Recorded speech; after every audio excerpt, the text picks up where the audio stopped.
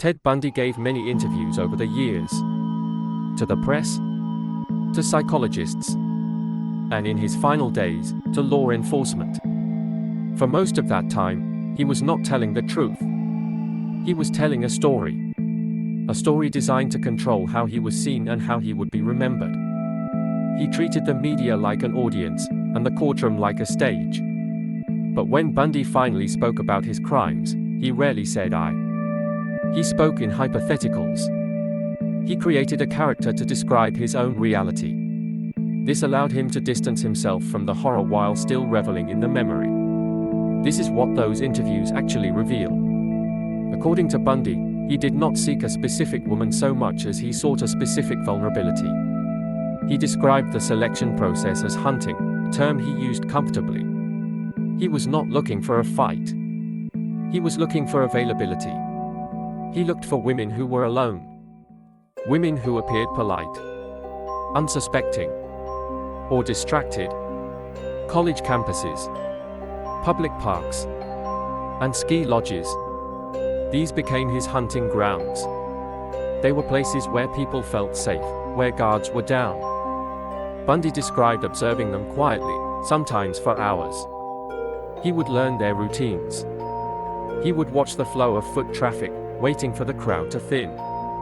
He noted how they carried their books, how fast they walked, and whether they checked their surroundings. While he claimed this selection was purely about opportunity, investigators and psychologists later identified a rigid profile. Young, white women. Middle class. Almost always with long, dark hair, parted in the middle. Bundy's own interviews reveal a meticulous attention to detail. He spoke of an entity, a condition that drove him. A hunger that demanded a specific visual trigger. When he found a target that fit the profile, the hunt entered its active phase. It was a cold calculation. He was not looking for a person. He was looking for a candidate.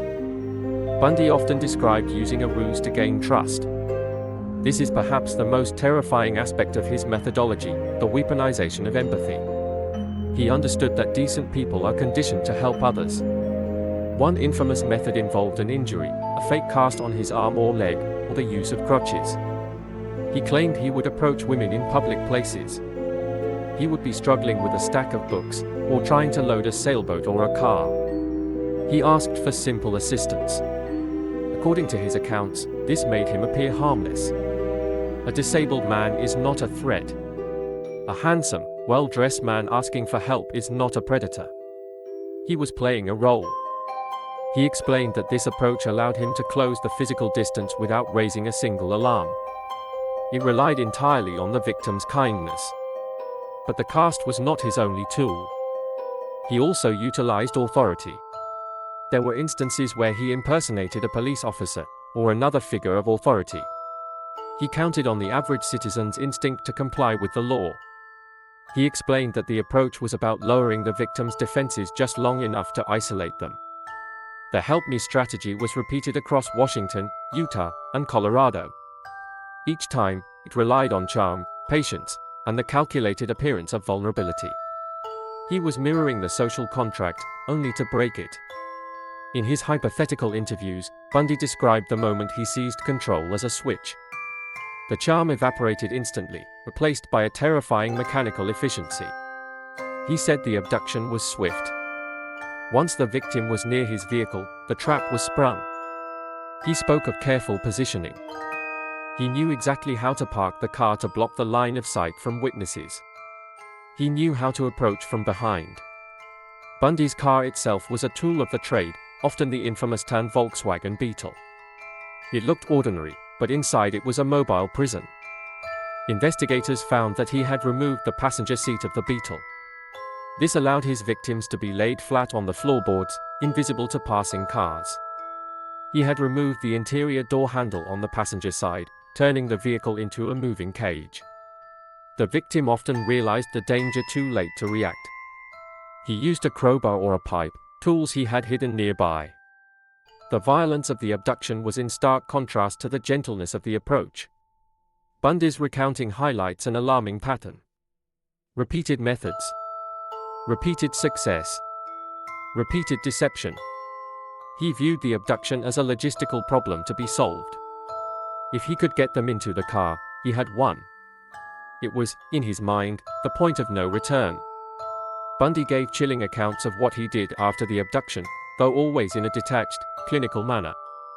He rarely spoke of the violence as violence. He spoke of it as possession. He described taking his victims to secluded locations, often dense forests or mountainous areas he knew well. This was about total control. In the wild, there were no witnesses, no rules, and no chance of escape. He admitted to a compulsion to return to these crime scenes. He did not just leave bodies.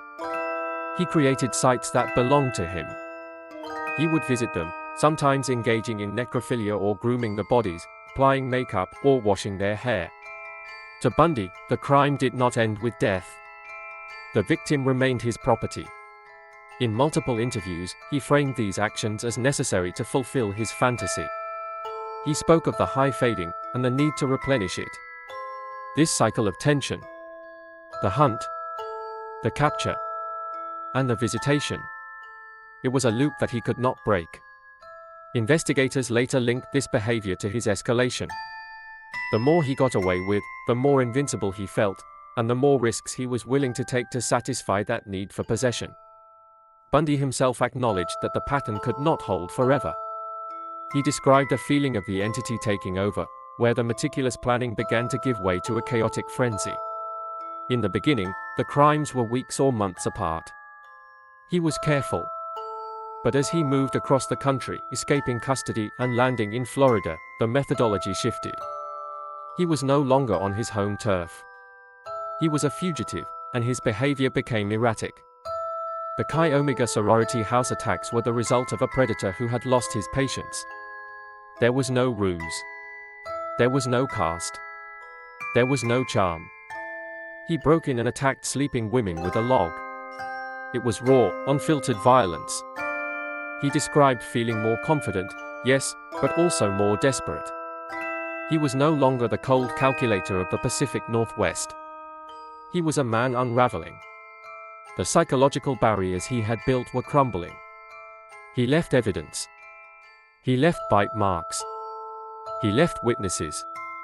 Interviews reveal an unsettling detachment even regarding his own downfall. He viewed his capture not as a moral reckoning, but as a technical error on his part. What he never admitted, and what the evidence proved, was that his arrogance was his flaw. He believed he was smarter than the police, smarter than the system, and smarter than his victims. Even during his trial, he tried to control the narrative. He acted as his own attorney. He cross-examined witnesses. He treated a murder trial like a media event. But the evidence was overwhelming. The mask had slipped. Ted Bundy's interviews are often studied not for the specific facts he gave, because he lied constantly, but for what they reveal about the architecture of a serial killer's mind. He spoke openly about victims and methods, yet always framed himself as an observer, a narrator of his own dark story. His words give insight into how charm, intelligence, and patience can disguise absolute brutality. He proved that a monster does not look like a monster. A monster can look like a law student. A monster can look like a man needing help with his books. A monster can smile at you in a courtroom. His tapes remind us that the truth is often buried in observation, omission, and subtle cues. They stand as a permanent warning that evil is not always obvious. Sometimes, it is polite. Sometimes, it is helpful. Bundy's interviews are chilling not because of what he said aloud, but because of the cold logic he used to justify the unjustifiable. He viewed human lives as objects, and he viewed murder as a hobby. Understanding his words is not sensationalism. It is a study in human behavior, crime, and manipulation. A warning of the darkness that can hide behind normalcy. The interviews end, but the lesson remains. Be aware. Trust your instincts. And remember that the most dangerous predators often hide in plain sight.